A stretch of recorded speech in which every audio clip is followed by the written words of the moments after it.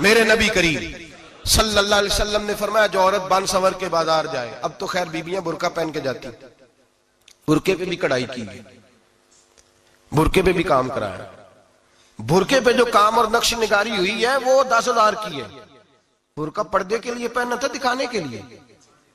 ये कैसा बुरका है कि उसने बुरका भी पहना हुआ है और बुरका भी उसने फैशन वाला पहन लिया है। ये किस तरह का? इस तो पर्दे को पर्दे की जरूरत पड़ गई। मेरे हबीब पाक अलैहिस्सलाम ने फरमाया बिला जरूरत, औरत को इजाजत है, बीमार हो तो डॉक्टर के पास जाए, औरत को इजाजत है, जरूरत पड़ जाए, घर में सौदा सलफ ना आता हो तो लेने चली जाए, औरत को इजाजत है। अगर गवाही की जरूरत पड़ जाए तो पर्दा करके काजी अदालत के पास गवाही देने जाए, औरत को इजाजत है हज पे जाए, औरत को इजाजत है उम्रे पे जाए, औरत को इजाजत है कि अगर किसी वक्त जिहाद के लिए औरतों की जरूरत पड़ गई तो हजरत फातिमा और जनाब आयशा की सुन्नत अदा करे, जिहाद को जाए।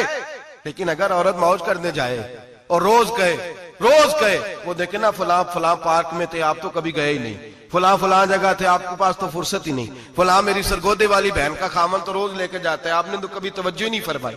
रोज पैगाम देती रहे मेरे हबीब करीम सैयद आलम सल्लल्लाहु अलैहि वसल्लम ने फरमाया जो बीबी बन सवर के बिला जरूरत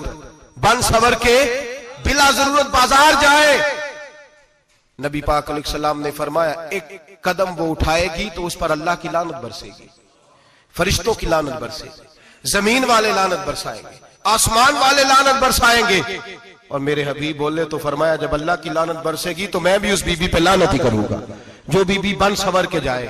और आगे सुन ले, मेरे हबीब ने फरमाया अगर उसका खामद राजी हो, उसके बन सवर के बाजार जाने पे आप नाराज हो जाएं, अल्लाह करे इस बात पे हो ही जाए और अल्लाह करे बदल जाए निजाम, जो खामद खुद मेकअप करा के तैयार करा के पार्टी में लेकर के जाए, जो सामने वाली फ्रंट सीट पे खुद बगैर नकाब के उसको बिठाए, जो मोटरसाइकिल की पुश्त पे खुद तैयार करा के बिठाए और जो खुद कहे तू चली जाना, जा तू शादी भी तू देखा, फला काम भी तू करा, मैं आजाद हूं।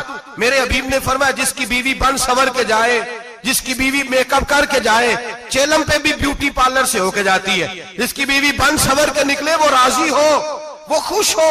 बाद ऐसे मना करते हैं, नाराज होते हैं, वो गुनाह सिर्फ औरत के जिम्मे है।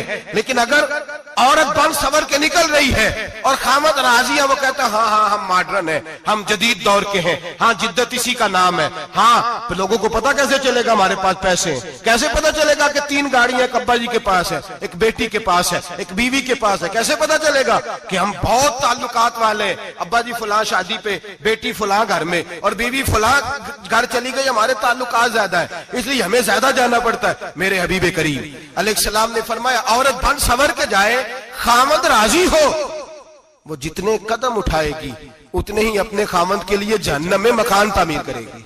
फरमाया उसके खामद के लिए उतने मकान दोज़ख में तैयार हो गए, वो जलाया जाएगा, वो तपाया जाएगा, वो जहन्नम की आग का ईंधन बनेगा। और मैंने शायद आपको दर्जनों बार हदीस सुनाई हो, मेरे करीम रसूल ने फरमाया बीबी एक होगी पर 4 आदमियों को जहन्नम में लेके जाएगी। या रसूलल्लाह किसको? फरमाया बाप ने पर्दे का नहीं कहा तो बाप भी दोज़ख में जाएगा, अगर भाई ने पर्दे का नहीं कहा तो वो भी दोज़ख में जाएगा, शौहर ने पर्दा नहीं कराया तो वो भी जहन्नम में जाएगा। वो बेटा जो कहता था ना 1.25 लाख का मोबाइल लेना है, तो अम्मा ने घर के अंदर शोर डाल दिया, मजबूर किया, खामन को लेकर के दिया। उस बेटे से पूछा जाएगा तो सारी जिद्दें अम्मा से मनवाता था, ये तूने क्यों नहीं कहा पर्दा कर ले? और अब तो बीबी जरा 40 साल की होती है तो कहती है मेरी खैर है, मैं बूढ़ी हो गई हूँ, मेरी खैर है, रोटियां सारी खाती हूँ, बाकी सारे कामों में जवानों की तरह हूं, पर्दा नहीं मैंने करना, मेरी खैर है, फलाना तो मेरे बेटे की तरह। जुल्म की हद है, जुल्म की हद। कजन एक दूसरे से हाथ मिलाते, कजन, वो किस मुसीबत का नाम है? कहते ये भाई है, ओ भाई ये भाई होता तो इससे निकाह नाजायज होता। अब चूंकि अल्लाह ने इसके साथ निकाह को हराम रखा है तो ये तुम्हारा भाई हो सकता? मेरे रसूल करीम सल्लल्लाहु अलैहि वसल्लम ने फरमाया सुवर निजसुलैन है, कुत्ता बिल्कुल नापाक नहीं होता, कुत्ता भीग जाए तो बादों का नापाक होता है, या कुत्ते के मुंह से थूक निकले तो नापाक होती है। सुवर निजसुलैन है, पूरा नापाक, खुश्क भी हो तो नापाक है। मेरे हबीब पाक अलैहिस्सलातु वस्सलाम ने फरमाया एक सुवर हो वो पहले ही नापाक, और दूसरा फिर वो सुवर गंद में लिपटा हुआ हो, गलाजत उस सुवर को लगी हुई हो। फरमाया एक तो सुवर जो निजसुलैन है और फिर वो गंद में लिपट जाए, गलाजत में भर जाए, उसके पूरे वजूद को गंदगी लग जाए, फरमाया वो सुवर गंदगी और गलाजत में लिपटा हुआ तेरे जिस्म से लग जाए तो इतना बुरा नहीं, जितना गैर महरम औरत का वजूद तेरे वजूद से लग जाए तो बुरा है। किस कदर तफसील दी, कहां से बात शुरू की और कहां मेरे नबी ने सिखाई। कजन हाथ मिला रही है, कजन के साथ बाजार जाया जा रहा है, कजन के साथ फला काम हो रहा है, कजन को चचा का बेटा भाई होता है, अगर ये सगा भाई होता तो इसके साथ निकाह नाजायज होता। खुदारा आ जाओ, लौट आओ, वापस पलटो दीन की तरफ, लौटो, इस तबाही से निकलो। ये जो आग है, ये जो बेसुकूनी है, ये जो तमाशा है, ये लाखों कमाने के बावजूद जो बेबरकती है, ये बड़ी बड़ी फौजों के बावजूद जो रोज मय्यतें उठती हैं, ये जो रोज जनाजे पड़े जाते हैं, ये जो रोज बेटियां बेवा होती हैं, ये जो रोज माओ के सुहाग लुटते हैं, ये हमारी नाफरमानियां हैं। हम दीन के मामले में हम लोगों ने नरमी शुरू कर दी है, हम अल्लाह और उसके रसूल से बगावत करने लगे हैं। मेरे हबीब करीम सैयद आलम नूर मुजस्सम शफी मुअज़्ज़म सल्लल्लाहु अलैहि वसल्लम ने फरमाया जिना सिर्फ शर्मगाह का नहीं होता, हुजूर ने फरमाया आंखें भी जानी होती हैं, कान भी जानी होते हैं, जुबान भी जानी होती है। बुखारी मुस्लिम दोनों में मौजूद है। सहाबा ने अर्ज की हुजूर जुबान कैसे जानी होती है? फरमाया जो नमाज के बावजूद गंद बोलता है, गलीज गुफ्तगू करता है, वो जुबान का जानी है। और फरमाया जो रोज गंद देखता है, वो जितनी मर्जी तहज्जुद पढ़े, वो आंख का जानी है। और जो गंदी बातों में लज्जत महसूस करके सुनता है, वो जितना मर्जी रोज उठ के मस्जिद में झाड़ू दे, वो कानों का जानी है। मेरे नबी ने फरमाया आंख का जिना भी छोड़ दो, कान का जिना भी, बोलिए कान का जिना भी, जुबान का जिना भी। मुस्नद इमाम अहमद बिन हंबल उठाइए, एक सहाबी ने अर्ज की हुजूर नमाज में दिल नहीं लगता, मेरा कुरान पाक में दिल नहीं लगता, दुरूद व सलाम में दिल नहीं लगता। आमिना के मासूम लाल ने क्या जवाब दिया? हुजूर ने फरमाया जा अपनी नजर जाके पाक कर ले, अल्लाह के नबी का वादा है तेरा सजदे में दिल लगने लग जाएगा। जा अपनी आंख को तहारत दे, वुजू करा, नजरों को पाक कर, अल्लाह के रसूल का वादा है तेरा कुरान पाक में दिल लगेगा।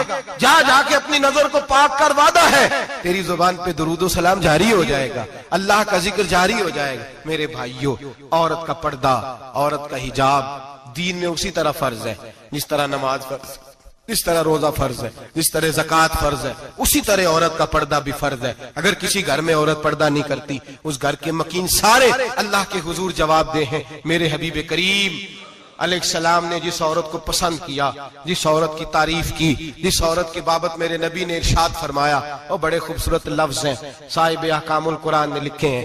मेरे हबीब पाक ने सहाबा की महफिल सजाई, मजमा खचाखच मस्जिद भर गई। हुजूर ने फरमाया बोल के बताओ खैरुन निसा कौन सी है, औरतों में सबसे अच्छी बीबी कौन सी है, बोल करके बताओ। हजरत सिद्दीक अकबर से लेकर मौला अली तक, हजरत अली से लेकर जनाबे बिलाल तक, हजरत सलमान फारसी से लेकर अब्दुल्ला मुजनी तक भरा पड़ा है मजमा। हुजूर ने फरमाया बोलो सबसे अच्छी औरत कौन होती है? एक सहाबी कहने लगे हुजूर जिसकी नमाज कज़ा न हुई हो। पर मैं वो भी अच्छी है, पर तुम मेरी मुराद को नहीं पहुंचे। एक ने कहा हुजूर जो खामद की ताबेदार हो, फरमाया वो भी अच्छी है, पर तुम मेरी मुराद को नहीं पहुंचे। एक सहाबी ने कहा या रसूल अल्लाह जो पाक दामन हो। हुजूर ने फरमाया तुम मेरी मुराद को। हजरत अली फरमाते हैं जब सबके जवाब गलत हो गए तो मैं, कद मेरा छोटा था, मैं पीछे बैठा था, मैं गर्दन झुका के पीछे से निकल गया। सैयदा तैयबा ताहिरा हजरत फातिमा ज़हरा रदी अल्लाह ताला फरमाते हैं बीबी साहब के पास पहुंचा। मैंने कहा फातिमा, हुजूर ने सवाल किया है। तो हजरत फातिमा भी गोया मुस्कुरा के कहने लगी इल्म के शहर के दरवाजे तो आप ही हैं, तो आप यहाँ आ गए। कहा हुजूर ने सवाल किया है और मुझसे लेकर अबू बकर, उमर, उस्मान गनी तमाम को किसी को जवाब नहीं आया। हुजूर ने पूछा बेहतरीन औरत कौन होती है? बेहतरीन खैरुन निसा, बेहतरीन बीबी कौन होती है? तो हजरत सैयदा फातिमा कहने लगी अली बड़ी सादी सी बात थी, सादी सी बात थी, समझ नहीं आई। का फातिमा बतला दो इतनी सादी है। तो हजरत फातिमा कहने लगी सबसे बेहतरीन औरत वो होती है न कभी गैर महरम ने वो बीबी देखी हो। अगले जुमले भी याद रखने, न कभी गैर महरम ने वो बीबी देखी हो। और फरमाया ना उस बीबी ने कभी कोई गैर महरम देखा हो।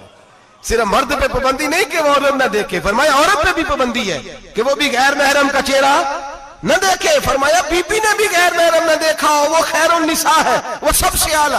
हजरत अली कहते मैं झट से आया, पीछे बैठा, बात अभी जारी थी, मैंने हाथ खड़ा कर दिया। मैंने कहा हुजूर मैं बताऊं? नबी पाक ने फरमाया बतलाओ। तो कहते मैंने कहा हुजूर बेहतरीन बीबी वो होती है जिसने न कभी गैर महरम देखा हो और न गैर महरम ने कभी उसे देखा हो। अली फरमाते मैंने जवाब दिया तो मेरे रसूल की आंखों में आंसू आ गए। हुजूर रोए और फरमाते हंसते मुस्कुराते अचानक सहाबा के आंसू बरसने लगे। मजमे पे कैफ सा तारी हो गया, आंखें बरसने लगी। हम लोग हुजूर के रोने पर सख्ते में आ गए। नजर उठाई तो जवाब तो मैंने दिया था, तारीफ मेरी होनी चाहिए थी, शाबाश मुझे मिलनी चाहिए थी। मेरे हबीब ने रो के आंसू पूछ के फरमाया मैं तुम्हें कहता नहीं अल फातिमा तो बिदा तो मिन्नी, फातिमा वाकई मेरे जिगर का टुकड़ा है, फातिमा मेरे वजूद का हिस्सा है, मैं तुम्हें कहता नहीं रहता। कहा फातिमा मेरे जिगर का टुकड़ा है। हजरत अली फरमाते हैं सहाबा मेरी तरफ देखने लगे और कहने लगे अली जवाब तू दे, शाबाश बीबी साहबा को मिले। तो कहते हैं मैंने कहा हुजूर रोए हैं तो आंसू मेरे भी छलक ही पड़े हैं। फरमाने लगे लफ्ज मेरे हैं पर सोच उस बेटी के है जिसकी तरबियत मोहम्मद अरबी ने फरमाई है। फरमाया जुमले मेरे हैं, नाकिल मैं हूं, बात मैं बयान कर रहा हूं, लेकिन पीछे सोच उस नूर वाली बेटी की है जिसको अपने घर के अंदर रह के आंगन में रख के रसूल पाक ने परवरिश फरमाई। हजरत फातिमा फरमाती हैं हजरत अली मेरे पास दौड़े आए और कहने लगे फातिमा चल मस्जिद, पता नहीं हुजूर को क्या हो गया।